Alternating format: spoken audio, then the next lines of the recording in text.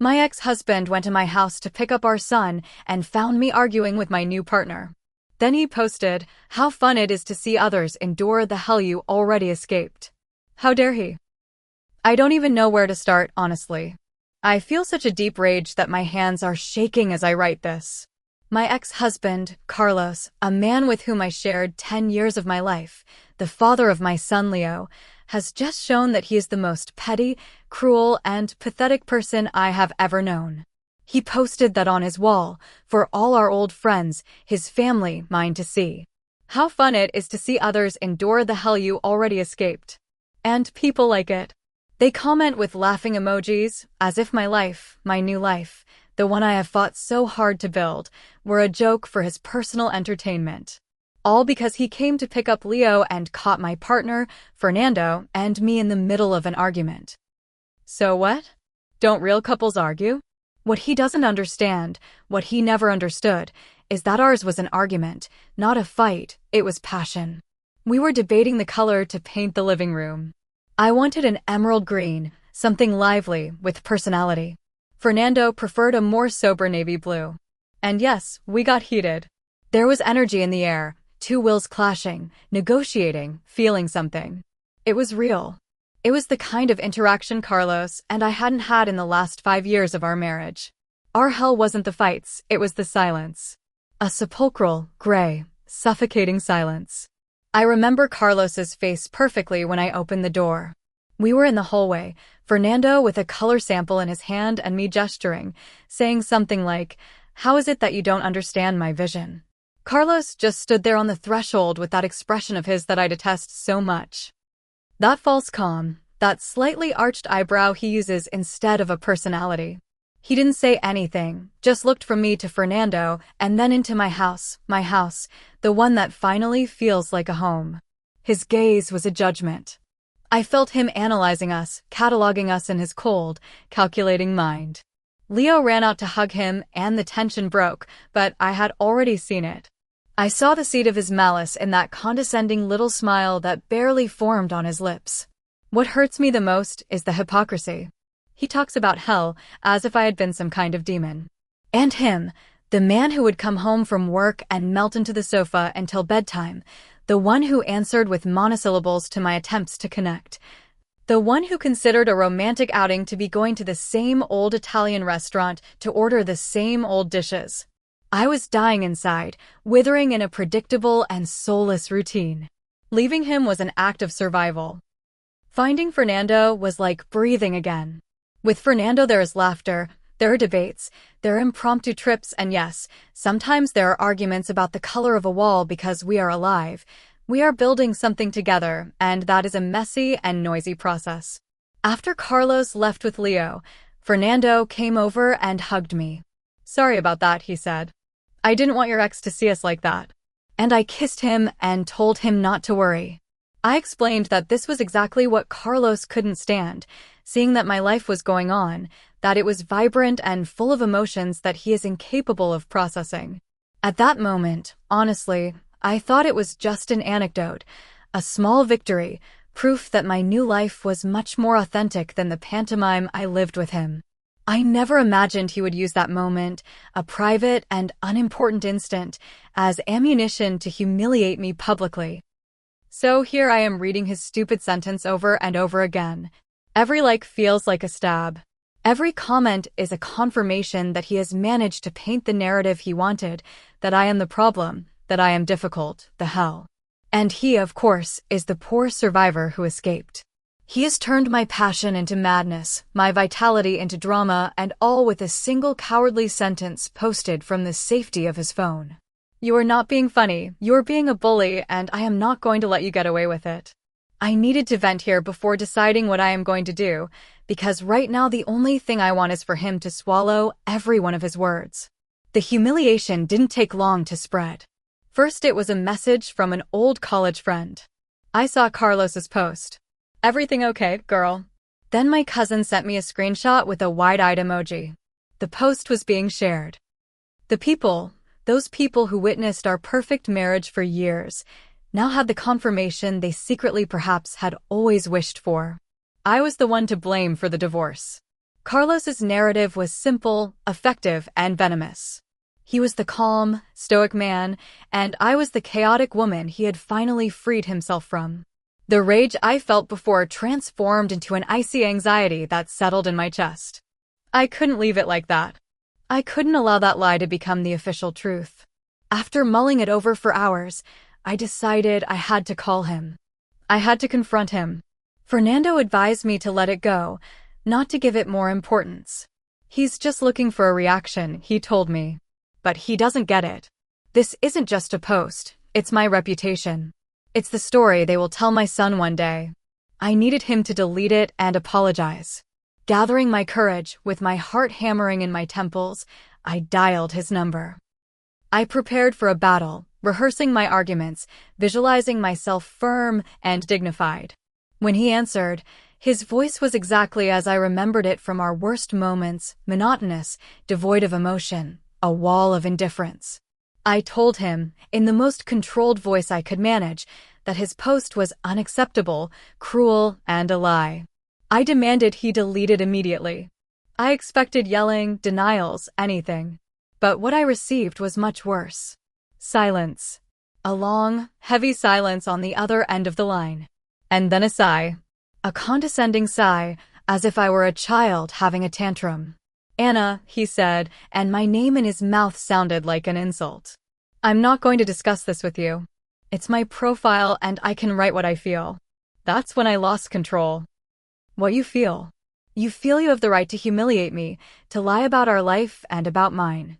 Now, my voice broke with rage, and he responded with the phrase that completely disarmed me. I'm not going to participate in your drama. I don't have to anymore. My drama.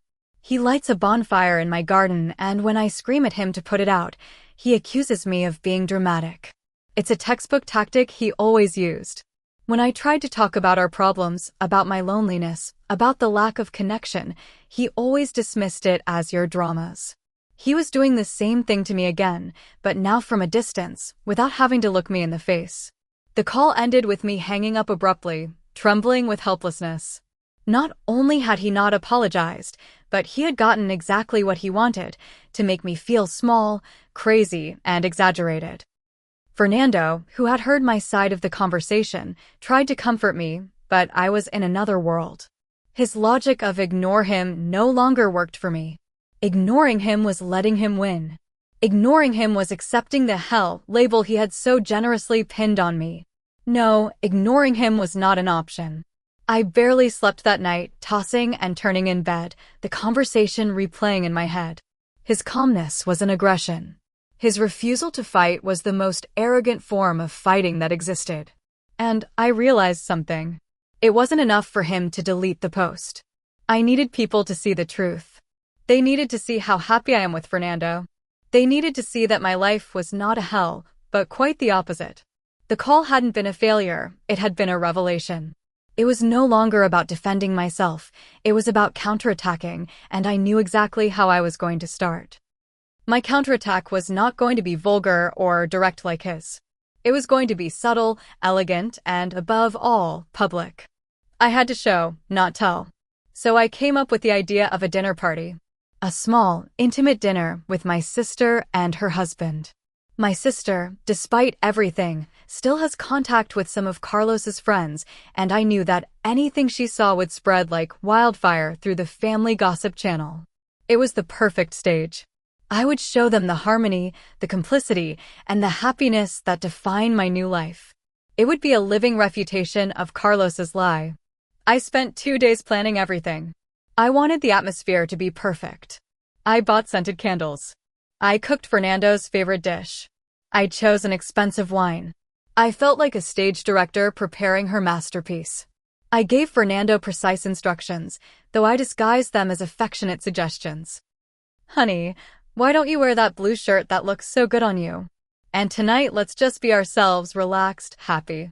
I want them to see how well we are doing. He smiled at me, perhaps a little confused by my intensity, but he agreed. He didn't understand that this was more than a dinner. It was a mission to clear my name. The night started well. My sister and my brother-in-law arrived, and I received them with a radiant smile. Fernando and I moved in a perfectly rehearsed choreography of affection. I would take his hand as I passed, serve his wine with a caress on his shoulder. I laughed at all his jokes, even the ones that weren't funny. I was determined to project an image of happiness so overwhelming that it would be undeniable. We talked about our future plans, a trip to the coast we wanted to take, how well Leo was adapting to having Fernando at home. It was working. I could see my sister relaxing, smiling genuinely. I was winning. The turning point, as always, was something stupid. My brother-in-law, trying to be nice, mentioned that the house looked great. "You're making it beautiful. What are your plans for the living room?" And then Fernando, probably feeling the pressure of so much forced perfection, made a mistake. He smiled and said in a tone that was meant to be light and fun, "Well, we're still in an intense debate about whether to turn it into an exotic jungle or a submarine's cabin." He winked, an inside joke for the two of us, but in that moment, with the audience we had, I didn't find it funny at all. I felt a pang of icy panic. It was a betrayal. He was revealing the existence of a conflict, however small, just when I was trying to sell a story of perfect harmony. My smile tensed. I couldn't help it. I looked at him with a sweetness loaded with poison. I replied, "Well, honey, at least we talk about things." There are couples who spend a decade without deciding on the color of the walls or anything else. The silence that fell over the table was instant and heavy. My sister looked down at her plate. My brother-in-law cleared his throat. The reference to Carlos was so obvious and so aggressive that the atmosphere of happiness shattered. The rest of the dinner was a disaster. We tried to revive the conversation, but the magic was broken.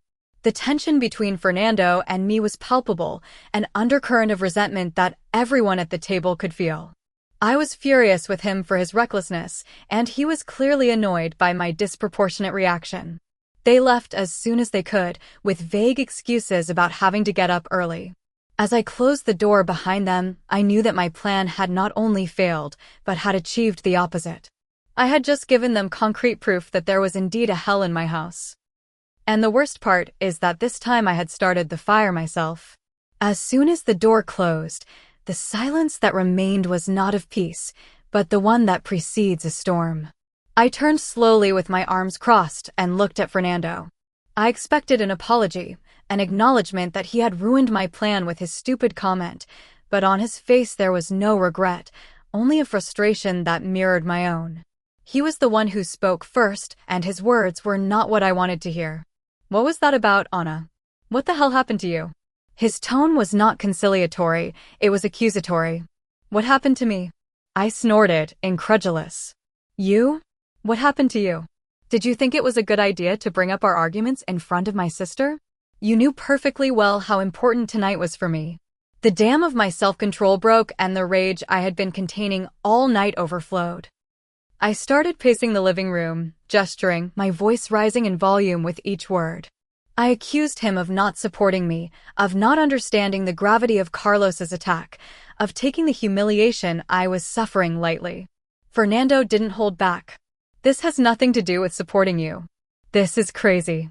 You've set up a circus, a theatrical performance for your sister, and you've used me as a supporting actor. Do you realize how obsessed you are with Carlos? Everything revolves around him, what he thinks, what he says, about beating him." Every word was a blow. I shook my head, furious. "I'm not obsessed. I'm defending my honor, our relationship, something you apparently have no interest in doing." The fight shifted from the post and the dinner and turned into a personal attack. We brought up old grudges, small insecurities we had both kept. And then, at the height of the argument, when we were both shouting, Fernando dropped the bomb with his face red with anger and his voice trembling with frustration. He looked me straight in the eyes and said, "You know what? Sometimes I think Carlos had a point." The world stopped. The air left my lungs. Of all the things he could have said, that was the ultimate betrayal. He wasn't just on his side. He was using his very words, his same worldview, to attack me. He had become him. The fury I felt in that moment was something I had never experienced before. It was white, blinding. I started screaming things at him that I don't fully remember, a mix of insults and accusations. I told him he was weak, that Carlos had poisoned him with a single sentence, that if he agreed with him so much, he could leave. He yelled back saying it was impossible to live with me, that I turned everything into a battlefield. The house, which minutes before had been the stage for my farce of happiness, was now a real war zone filled with words and teeth that could not be taken back. It was a small sound that stopped us. The creak of a door opening in the hallway. We both froze and turned our heads. There, standing by his room, was Leo.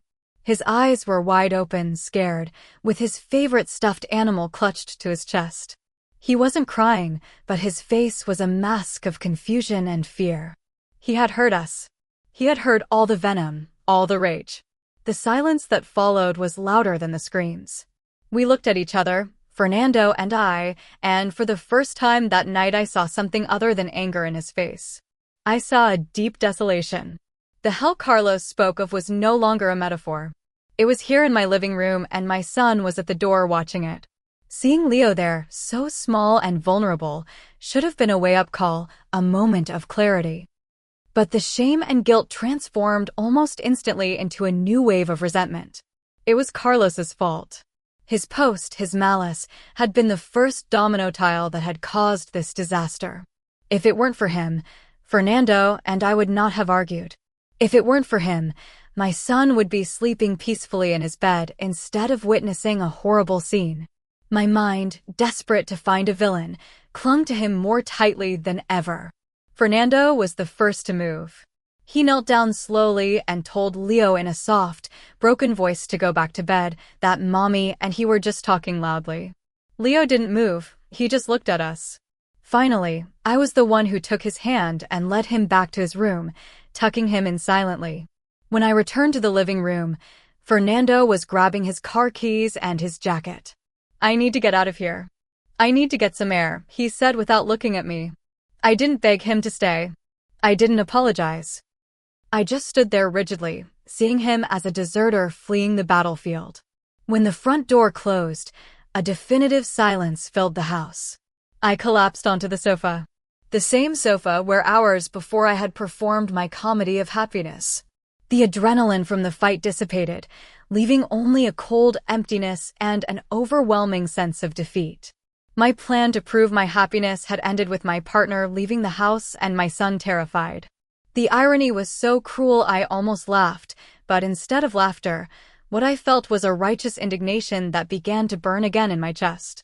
It was in that moment of loneliness and fury that everything clicked in my mind, forming a new and terrible narrative.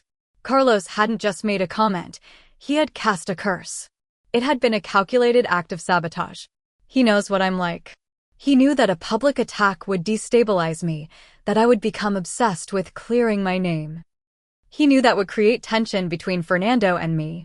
Fernando's phrase, "Carlos had a point," no longer sounded like an expression of his own frustration. It sounded as if Carlos had spoken through him. Carlos had turned him into his puppet to finish the job he started with his post, to destroy my happiness from within. I got up and started to clear the remains of the dinner. Half-drunk wine glasses, dirty plates, my sister's napkin thrown on the floor.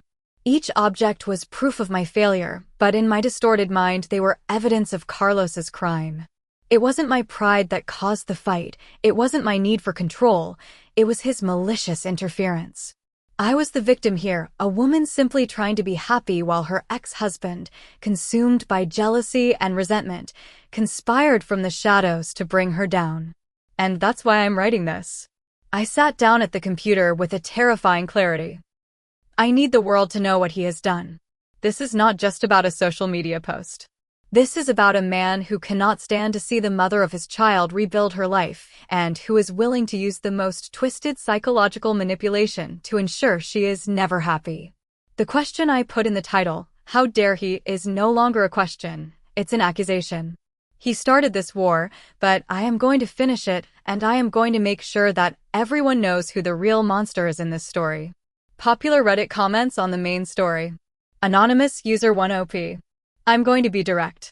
You've written paragraphs and paragraphs about how your ex sucks, but the entire chain of disastrous events was initiated by you. He made a passive-aggressive, Tasteless comment. Yes. But you responded by staging a play for your sister, pushing your new partner to the limit, and starting a fight in front of your son. Your ex didn't make you do any of that. It sounds like you're so focused on beating him that you're burning down your own life in the process. Response from the OP. It's incredible how people read this and decide that the one who lights the fuse is not to blame for the explosion. Do you really think I would have staged that dinner if he hadn't publicly humiliated me first? It was a reaction to his action. I'm not trying to beat him, I'm trying to survive his attack. It's very easy to judge from the outside and not see the psychological manipulation behind it. He knew exactly which buttons to push, and you are falling into his trap just like everyone else. Anonymous user 2. The phrase, "sometimes I think Carlos had a point," is devastating, but I don't think Fernando has become anyone's puppet. It sounds like the desperate statement of a man who has just experienced firsthand the exact behavior that your ex probably warned him about or that he himself has witnessed before. You're blaming Carlos for the words that came out of Fernando's mouth in a moment of frustration with you. You have to take responsibility for your part in that fight. Response from the OP. My part was trying to defend our relationship from an external attack. Fernando is a good man, but he is impressionable. Carlos put that idea in his head with his post. It's like a poison that has been spreading. Before that, Fernando and I were a team. It's very convenient to blame me when the real manipulator is miles away, laughing at how his plan has worked perfectly. Anonymous user 3. The only thing I care about in this whole story is your son. Leo. You describe him standing in the hallway scared. And your first reaction is not guilt, but to use it as another piece of evidence against your ex. All this drama, all this war is unfolding around him. He's the one trapped in hell, not the adults. For his sake, you have to stop. Stop focusing on who's right and who's wrong, and think about the peace that child deserves. Response from the OP. Of course I care about my son. He is what I love most in the world. That's precisely why I'm fighting. Do you think I want him to grow up thinking it's okay for a man to treat his mother that way? That it's okay to humiliate and lie? I'm fighting to protect my dignity, so he can see that his mother is a strong woman who doesn't let herself be walked over. What I did to protect the home I'm trying to build for him. Sometimes, to achieve peace, you first have to fight a war. Update 1. A few days have passed, and as expected, many of the comments here are exactly what I expected. People who don't understand the dynamics of passive-aggressive abuse and who prefer to blame the victim because it's easier. But I'm not here to argue with strangers. I'm here to update the situation which, in case anyone had any doubt, proves that I was right from the beginning. Fernando hasn't come home. He's staying at a friend's house, and our phone conversations have been a disaster. I have tried to reason with him. I have explained with a patience I didn't know I had, how Carlos has manipulated us, how his comment was specifically designed to create a rift between us. I have asked him to see the bigger picture, to understand that we are victims of a twisted game, but it's like talking to a wall. He repeats the same empty phrases over and over again. I need space, Anna. This is too intense. It's not about Carlos, it's about us. He refuses to see the truth. He is so blinded by the fight that he cannot recognize the real enemy. For him, the problem is my reaction, not Carlos's action that caused it. I told him, don't you realize that this is exactly what he wants? To separate us. Are you willing to let him win? And his response was an exhausted silence. It's a weakness of character that deeply disappoints me. I expected a fighting partner, someone who would stand by my side in the trench, and instead, I've found someone who flees at the first shot. It's not that he doesn't love me, I'm sure he does, but he's letting Carlos's manipulation affect him more than his love for me. And if that weren't enough, yesterday I received the call that finally broke me. My sister. She didn't call to ask how I was and to offer her support. No. Her tone was timid, hesitant. After a few minutes of insubstantial chat, she dropped the bomb. Anna, I've been thinking about what happened at dinner and about Carlos's post. And I don't know, maybe you should listen a little to what people are telling you. Maybe it's not all his fault. I felt the blood freeze in my veins. My own sister, the one who saw me suffer in silence for years in my marriage, was now taking his side. I exploded. I'm not proud of it, but I couldn't hold back. I yelled at her, how dare she, if she didn't remember the nights I spent crying on her sofa, telling her how empty and lonely my marriage was. I accused her of always having envied me for having the courage to leave and start over. I told her that if she liked Carlos so much she could have him. I hung up the phone while she was babbling something about just trying to help. Help. Help is validating your sister's feelings, not joining the chorus of those who accuse her. So, this is the current picture. My partner has temporarily abandoned me because he is too weak to face the truth. My own family has turned its back on me, betraying me in the most painful way possible. And all of this goes back to one person, Carlos. His plan has been more effective than I ever imagined. He has not only poisoned my current relationship, but he has managed to completely isolate me. Now I am alone in this, but let no one be mistaken, this does not weaken me. On the contrary, when you have nothing left to lose, you become the most dangerous person in the room, and I no longer have anything to lose. Popular Reddit comments on Update 1. Anonymous user 4OP. Every person around you, your partner, your sister, many here, is telling you the same thing in different words, and your reaction is to label them all as weak, traitors, or part of a conspiracy against you. Don't you see the pattern? The only common denominator in all these conflicting interactions is you. Your refusal of any kind of introspection is astounding. Response from the OP. What you call a pattern, I call proof of how effective Carlos's manipulation is. He is a master at painting a picture of me as the crazy and difficult one. And it seems that everyone, including my own family, has swallowed the hook. It's not that I refuse introspection, it's that I refuse to accept blame that isn't mine. It's easier for everyone to blame me than to face the truth that a seemingly calm man can be an incredibly toxic manipulator. Anonymous user 5. When you have nothing left to lose, you become the most dangerous person in the room. That sentence gave me chills. It sounds like something a movie villain would say right before doing something terrible. You are feeding your own martyr narrative to a really worrying extent. The world is not conspiring against you. The people around you are reacting to your behavior. You are burning all your bridges and blaming the original arsonist. Response from the OP. It's not a villain's line, it's a survivor's line. When you are attacked from all sides and they take away your entire support system, what do you have left? You either break down or you become stronger. I choose to be stronger. I'm not burning bridges, they are being burned for me. Every time I try to explain my point of view, I'm met with a wall. If that makes me dangerous in your eyes, then maybe you don't know what it's like to fight for your life. Anonymous user 6. Your sister knows you better than anyone here. If she, who has seen you at your worst moments with Carlos, is suggesting you stop and listen, maybe you should. A call like that takes a lot of courage. She was probably afraid of your reaction, and rightly so, given the circumstances, but she still did it because she cares about you. You've pushed her away just like Fernando. You are isolating yourself. Response from the OP. Courage? To call to side with the man who made me miserable for years? That's not courage, it's cowardice. It's choosing the easy path, that of the simple narrative Carlos has created. She doesn't care about me, she cares about comfort, about not having to take sides. Well, she has already taken one and I have taken note. I don't need people like that in my life. Isolation is sometimes a form of purification. You get rid of those who are not loyal and you are left with only the truth. And my truth is that I will defend myself with or without them. Final update. A week has passed, a week of almost total silence. Fernando didn't respond to my messages beyond monosyllables. My sister hasn't called me again. I felt like I'm on an island surrounded by a sea of silent hostility. I thought it couldn't get any worse. I was wrong. The truth, the final piece of this infernal puzzle, came to me yesterday afternoon through a mutual friend who, feeling sorry for me, decided I deserved to know what was happening behind my back. And it is much more twisted than I could have ever imagined. Fernando met with Carlos.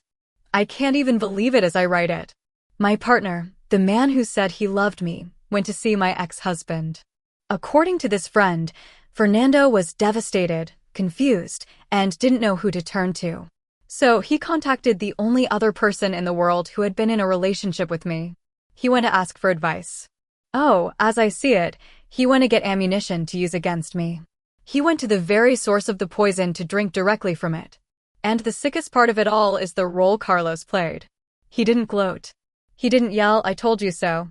It was much more subtle, much more cruel. According to what my friend was told, Carlos was understanding. Paternal, almost.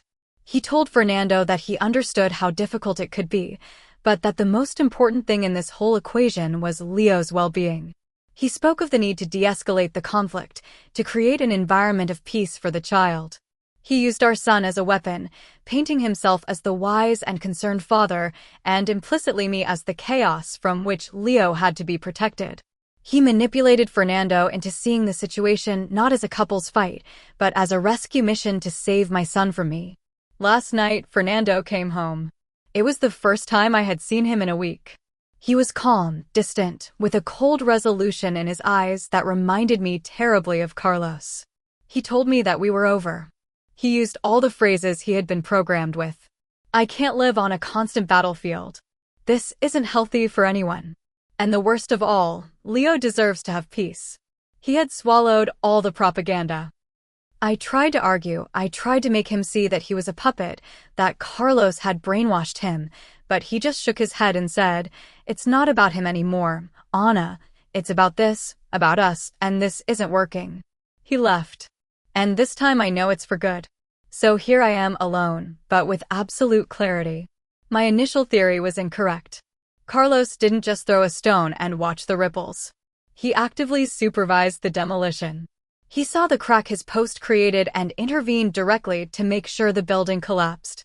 He not only humiliated me, but he actively recruited my partner to turn against me. He turned Fernando into a soldier, gave him the script, and sent him to finish the job. And my family, with their silence and their cowardice, were passive accomplices. This is no longer the story of a hurtful post. It is the story of a conspiracy. A conspiracy orchestrated by a resentful man and executed by weak men who cannot stand a woman with passion, with strength, with emotions that don't fit into their small, neat boxes. They have allied not because I am hell, but because my fire scares them. They prefer to unite, to put it out, than to learn to live with its warmth. And that is the truth I will take away from all of this. I am not the victim of a couple's drama. I am the survivor of a plot. And although right now I am in ruins, at least I know without a doubt who the villains are. Popular Reddit comments on the final update. Anonymous User 7. Conspiracy, puppets, soldiers, villains. Your language has become completely cinematic. You have built an epic narrative of betrayal to avoid facing the simple, painful truth. Your relationship ended because of your own behavior. Two different men, your ex and your new partner, have come to the same conclusion about surviving you. Maybe, just maybe, the problem isn't them. Response from the OP. It's easy to call something cinematic when you're not the one living it. When the facts are so extreme, the language has to match. It's not two men reaching the same conclusion independently. It's one man indoctrinating the other. Carlos gave Fernando the instruction manual on how to leave me and why. It's not a coincidence, it's a strategy. And it's easier for you all to believe the simple version than to accept the complexity of manipulation. Anonymous User 8. The saddest thing is that Carlos probably does care about Leo. His conversation with Fernando, focused on peace for the child, sounds genuine. His original post may have been petty, but his subsequent actions seem like those of a father trying to protect his son from conflict.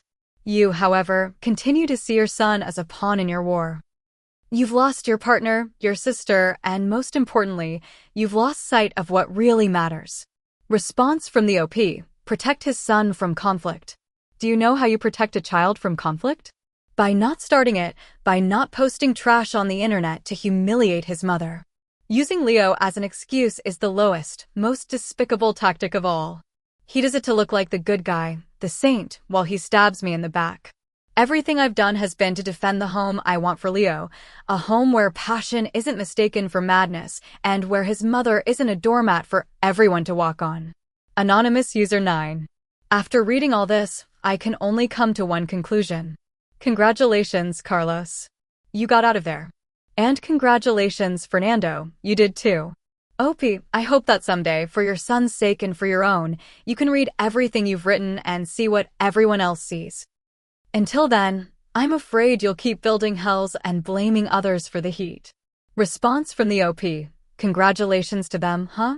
Congratulations to the men who run away. Congratulations to those who form cowardly alliances instead of facing a real woman. Keep your congratulations, I don't need them. Someday people will see the truth, and when they look back, they won't see me as hell. They will see me as the woman who danced among the flames while weaker men ran for water. And I will keep dancing.